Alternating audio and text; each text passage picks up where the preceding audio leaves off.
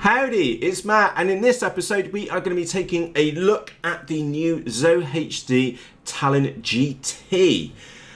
Now, before we go any further, I need to make this completely obvious. A, I don't have the model here in my hands. B, this is preliminary pricing. And C, it's not a model for me.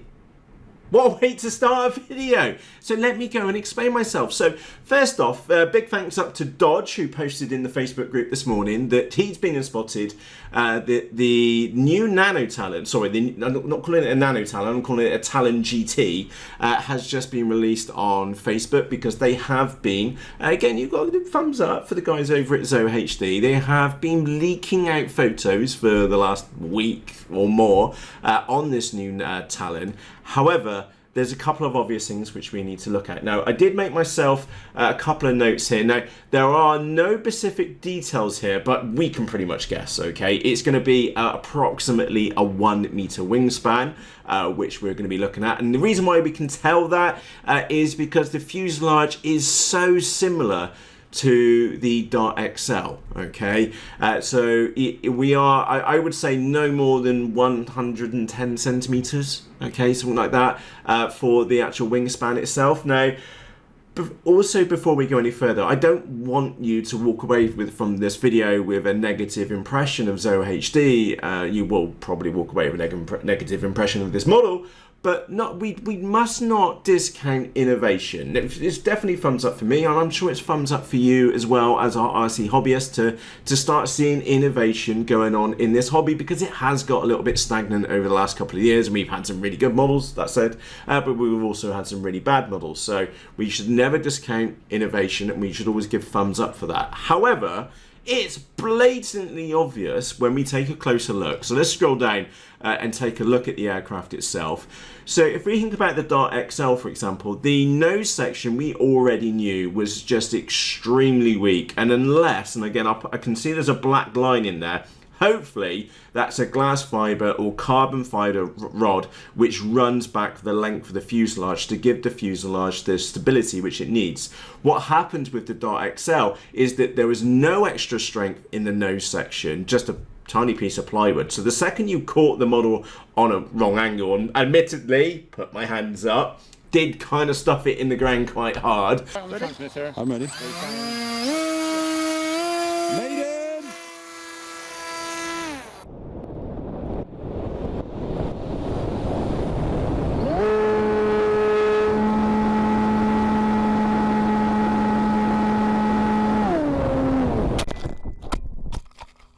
Excuse my French. Landed! Oh dear. Is that the nose just fell off, and I'm not the only person who's had that happen to him as well, but that was easily remedied by putting two 4mm carbon fibre rods up either side and a nice chunk of plywood in the bottom, and then gluing it down. I did stuff the nose in later on and it didn't snap off, so hopefully they've taken some feedback and we do have some carbon or glass fibre rods running down the side of the fuselage to help stop the nose from falling off. Also, looking back at the Dart XL, the nose section wasn't very good, and it's definitely going on this one.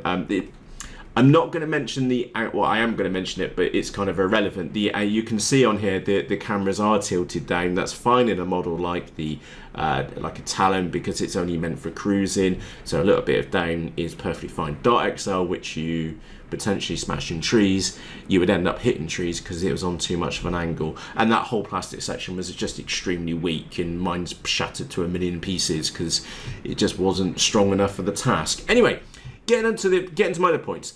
These wingtips, they visually look great. However, we all know that within a couple of flights and a couple of landings in less than ideal landing conditions, aka a field of poo, is that those wingtips are going to very, very quickly just turn to a mush, okay? And that's really disappointing because, again, if we look closely what they've been doing, and we got to say this, it's always nice to see when we've got plastic strips along the leading edge of the wings, is that they've got only done like 2/3 of a job, because we really need them all the way up to the wingtip, and B, if we've got the plastic over the front leading edge of the wing, why don't we have it on the wingtips, the one place where it's going to get absolutely smashed to smithereens? So We do have a designed-in floor in the wingtips because they're just going to catch on the grass and it's going to dig in and the model's going to spin and stuff like that, unless you do a 10 out of 10 landing on a beach, which that whole section will fill up with pebbles and sand.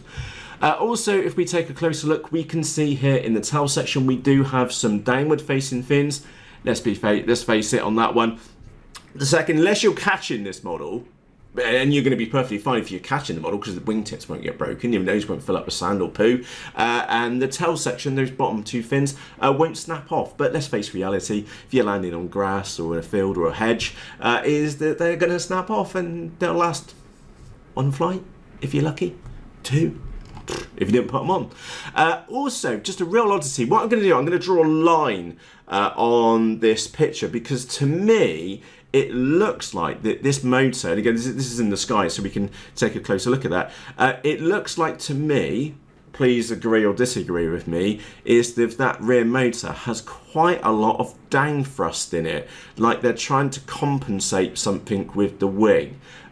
So that is a bit of a curiosity. Like I said, I don't have the model here in my hands, but what we did discover with the Dart XL, because there was no consideration given to the angle of the motor, and the whole motor mount section in the back of the Dart XL was just completely useless and just not very good at all. Unfortunately, we are seeing an indication here, and again, like I said, don't have it in my hands.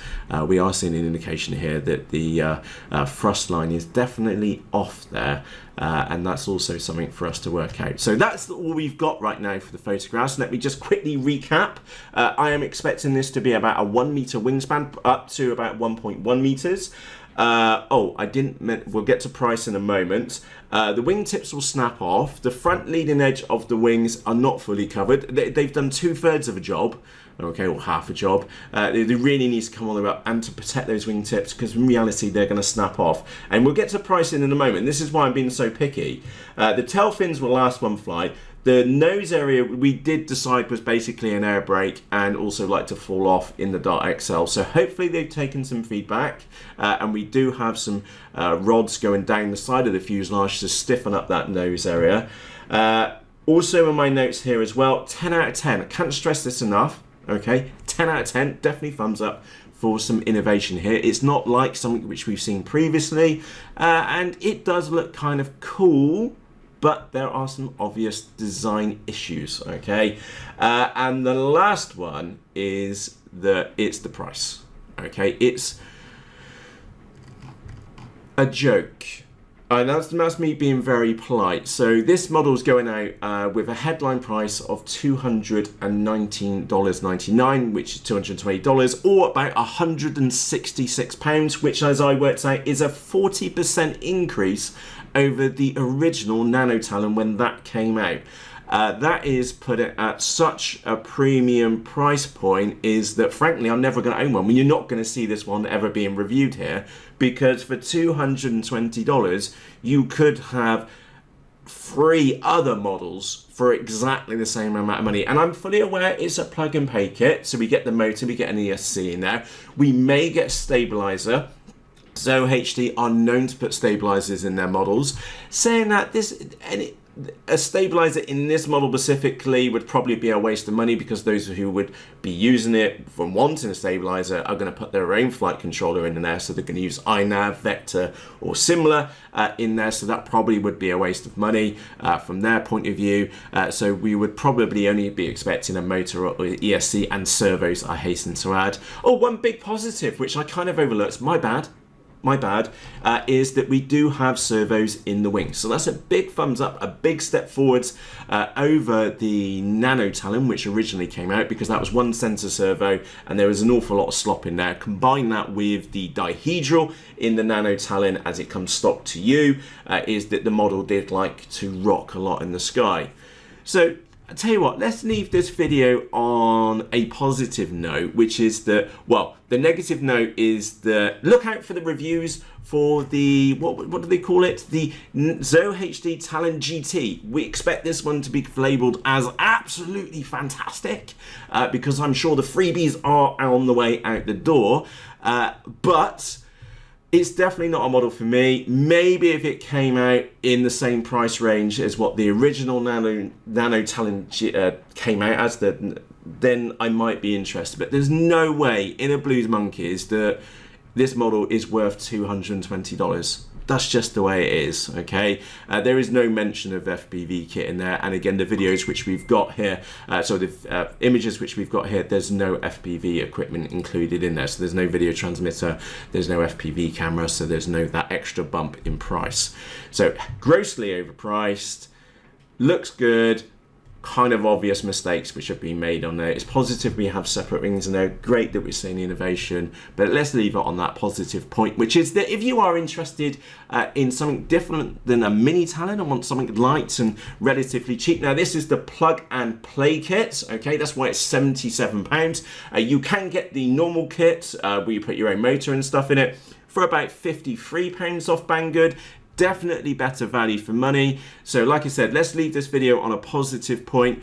I wouldn't bother with the GT. Instead, if it was in my shoes, or your shoes, should I say, with my money, because hey, I've already put my hand up and said there's no way I'm paying $220 for that model, but I would quite happily, and as many of you already know, I'm a massive fan of the original Nano Talon, so I'm going to leave it on a positive note, is that if you like the kind of look of the other one and you actually want an airframe which is proven to be really good, is that go for the Nano Talon instead. But one thing which you definitely do want to do is look up on Thingiverse for Keith's or Bonafide Pirates flat wing mod. Just some simple 3D printed parts. It takes, we'll say, a couple of hours for the parts to print and maybe about an hour to mod the model itself, and it absolutely transforms it into something new and far better in my humble opinion. And again, I am a massive fan of the Nano Talon, and to be brutally honest, I'm a little bit surprised that we've got so many obvious mistakes which have been made here in the GT, when I'm sure I'm not the only one screaming out there, you've done what to your wingtips, that's going to fall off, and we know the front is just a great big poo scoop, and why didn't you extend the plastic across the front? Those are things that have got to be really obvious. So yeah, look out for a version 2 of version 2. Is that version 4? I don't know. So with that said, if you have any questions or comments about the Nano GT, let me know down in the comments section below this video. And do you think I'm being fair? Do you think I'm being fair on pointing out some of the obvious issues which we've got on there? And do you also think I'm being fair that $220 really is taking the PP? You get to decide. Let me know in the doobly-doo. From myself, Matt, thank you very much for taking the time to watch this episode, and I'll see you again shortly. Cheerios! Oh, smoking.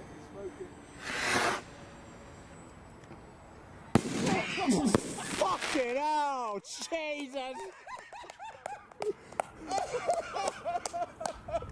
Whoa! Look at the snow! Snowing!